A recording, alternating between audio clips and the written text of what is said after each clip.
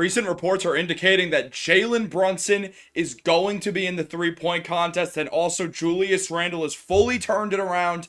Both these men should be all-stars. Nobody expected this to happen after the start to the season the Knicks had, but here we are. We're back.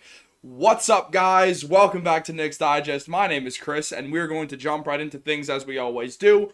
A recent article from Sports Illustrated claimed that Jalen Brunson should in fact be in the three-point contest this All-Star break, which comes up in the middle of February, exactly 2 months from now. It'll be the All-Star break, and we should be seeing Jalen Brunson take part in multiple events, including the three-point contest and the All-Star game, and we should see Julius Randle in the All-Star game as well. And let's just break this down a little bit for you guys, because maybe the numbers for Randle at least might not show it. Let's talk Brunson first, because Jalen Brunson is shooting his best from three-point range this season, currently at under 46%, which is 8th amongst qualified shooters for the three-point contest, depending on minutes played and all that stuff and games played. And even more impressively, he's putting up over 6 attempts per game, and Friday's win against the Phoenix Suns marked the 5th time he's hit at least 6 this season. That is incredible. I mean, to be only this quickly into the season, and we already are seeing Jalen Brunson hit 6 threes in a game multiple times, to see him absolutely explode like this, have by far his best shooting season, is so promising, because we saw Jalen Brunson last year. We saw him in the playoffs. We saw him average 30 points per game against the Miami Heat, one of the best defensive teams in the NBA. We saw him average 27 points per game for the entirety of the playoffs. He looked like an absolute star. He stepped it up again to now where it's not just the shot creation in general, which did include great shooting. Mind you, last year he shot 41.7% from deep. It's not like the guy was like a 35% three-point shooter. He's been elite at threes, but he's taken that second step, and he's taking so many threes that with this amount of volume, the fact that he's at 46% from three is insanely impressive, guys. I'm so hype. I really think that Brunson is going to be in the All-Star game. He has made such a name for himself since that playoff appearance against the Utah Jazz when he beat out Rudy Gobert and Donovan Mitchell with an injured Luka Doncic on his team, and then would go on to the Knicks and basically just be that extra spark that they needed. Got them to the second round, was easily the best player on the team, was the best player on the court against the Cavs, a series that many people pegged the Cavs to win. But Brunson balled out, and he has shown why he could be a budding NBA superstar. He is getting close to that level, because, I mean, when you look at other all-star players, there's not too many guys who you're going to put ahead of Brunson. Am I saying that he should be an all-star starter? There's only 2 guard spots, and I don't think Brunson's going to get one of them. If Tyrese Halliburton doesn't, then that would be absolutely criminal. And then you got some other guys. You got like someone potentially like Tyrese Maxey or Jaylen Brown who we could see get this spot over Brunson. And I'm not saying they should. I'm saying things that could very possibly happen. And we have to be aware that most likely what we're going to see is Jalen Brunson come off the bench. But he's probably going to be one of the best bench players in the All-Star game. Especially when also considering a guy like Donovan Mitchell, whose numbers might be a little nicer than Brunson's when you look at the simplified stats. But also when you look at the fact of who's won in both 2 playoff rivalries, when each player has been on 2 different teams at this point, I think it'd be hard to argue that Brunson's not the better player. Jalen Brunson is somehow still underrated. Slam posted something after he hit his 9 straight threes, where they basically said, stop sleeping on number 11. Too many people are still sleeping on JB. He has been an absolute stud. If he keeps playing at this rate, he's probably going to be a top 3 point guard in Knicks history as long as he sticks around long enough. And I think Leon Rose is basically going to give Jalen Brunson whatever he asks for when Brunson opts out of that final year of the contract. We got 1 more year after this of this nice little best value contract in the NBA that's not a rookie deal with Brunson. But then after that, the big bucks are going to come in, and he very much is deserving of them right now. Let's just take a look here. Talking specifically about Brunson's best game that he's ever played in the NBA, he finished with a career-high 50 points, shot 17 of 23 from the field, went 9 for 9 on threes, which is the most threes hit without a miss in NBA history, which ties a record held by Ben Gordon when he was on the Pistons. He actually did that twice. And fellow Nick Latrell Sprewell, who wasn't even a shooter, but if that's not the most Latrell Sprewell thing of all time, I don't know what is.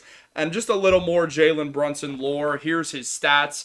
He's clearly just having the best season of his NBA career so far. Sure, the field goal percentage is down, but it's still 47.5%. That's not too much of a dip from the previous seasons.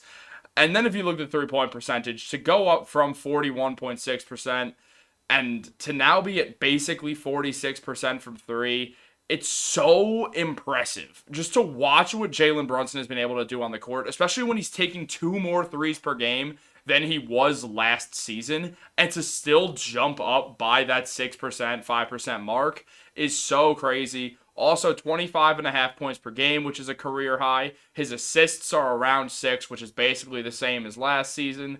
He's getting 4 rebounds a game. He's tying his final year in Dallas for another career high there. And also for the first time in his career, he's averaging over 1 steal per game, which is always nice to see from a point guard, especially because Brunson does not get a lot of love defensively, especially from me. I do not believe that Jalen Brunson's some high-level defender, but I also have said multiple times, and I will continually say it, for a guy who's always going to be the second best defender in the backcourt, so aka the worst defender in the backcourt of any successful team, he's a pretty good worst defender to have in that backcourt, especially when you have a guy like Quentin Grimes or Dante DiVincenzo, whoever's going to be out there at the 2, or if the Knicks end up moving RJ there, maybe if they could acquire OG Anunoby in free agency, something like that. They'll have options, and something nice to see is that Brunson is getting over 1 steal a game while being the worst defender. And obviously we're talking about this a little longer than we're going to talk about Julius, because we just did a video on Julius, but we're just going to run back through this stuff, because what Randle's doing right now just cannot go unsung, especially in a season where the man's getting a lot of hate, which is just absolutely ridiculous, because if you look here, Julius Randle recently joined Larry Bird and Nikola Jokic as the 3rd player in NBA history to put up the following numbers in any 8-game span: 27 plus points per game, 9 plus rebounds per game, 5 plus assists per game, 60% from the field, and 14 plus made 3-pointers. And as Knicks Muse added below, he's dominating. Yes, he is. And Jokic probably put up like 50, 80, and like 95 or whatever he did. And I'm not talking field goal numbers. I'm talking just like 95 assists in the game, or some weird Jokic stat that doesn't even make sense, because the man's effectively a supercomputer who plays basketball.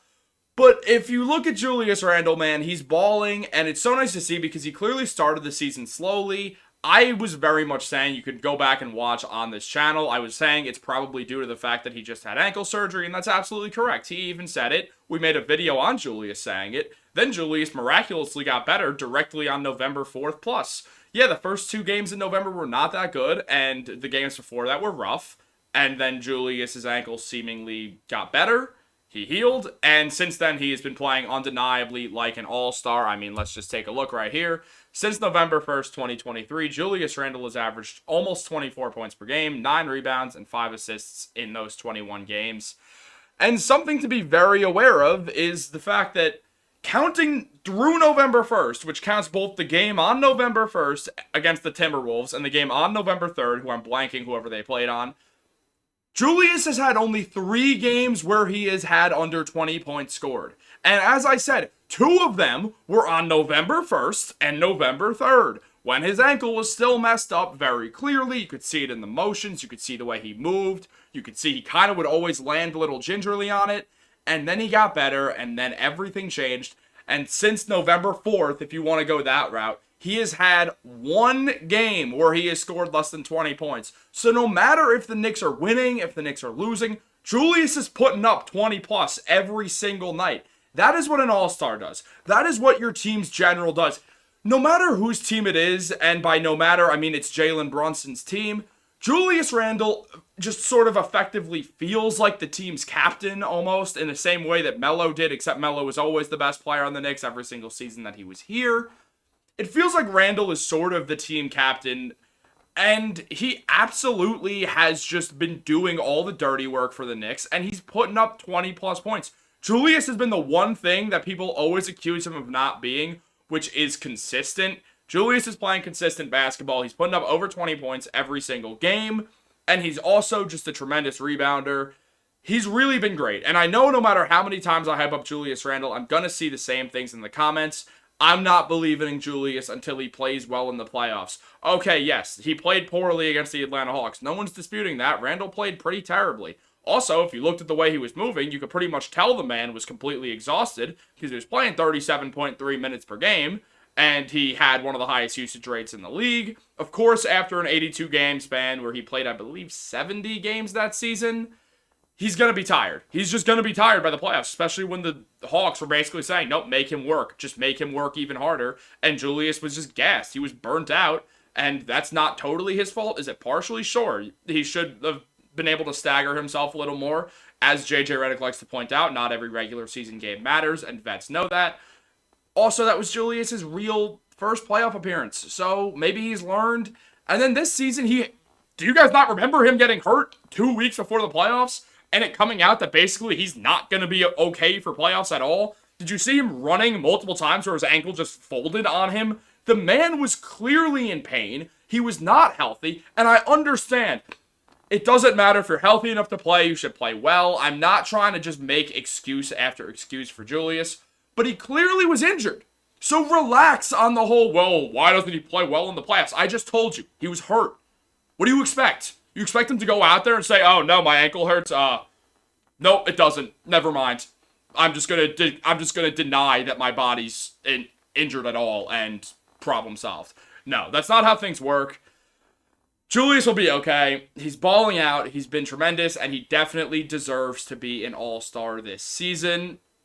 Both him and Brunson do.